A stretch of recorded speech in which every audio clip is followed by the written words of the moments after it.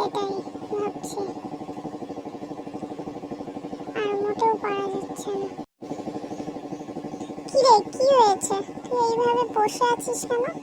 এত সুন্দর একটা জায়গায় ঘুরতে এসেছিস, কোথায় মজা করবি তা না, কি ভাবছিস এত? কি হয়েছে? না বললে বুঝবো কি করে বলতো? জানিস বান্ধবী, কি আর বলবো, তোরা তো প্রত্যেকেই জানিস আমার বাড়িতে আমার বিয়ের কথা চলছে। তো বেশ কয়েকদিন আগে জানিস একটা ভালো পাত্রীপক্ষ আমাকে দেখতে এসেছিল। আমিও বেশ ভালোই হাসি খুশি ছিলাম, বেশ খুশ মেজাজ ছিলাম।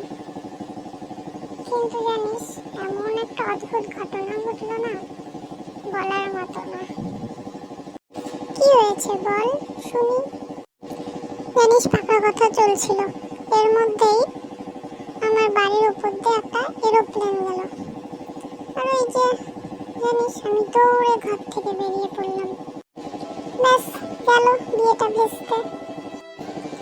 জানিস আমি একটা সিদ্ধান্ত নিয়ে ফেলেছি, জীবনে আর যাই হয়ে যাক, এত বড় যখন হয়ে গেলাম, কিন্তু এবার থেকে আর আকাশে এরোপ্লেনের আওয়াজ শুনলে আর তাকাবো না।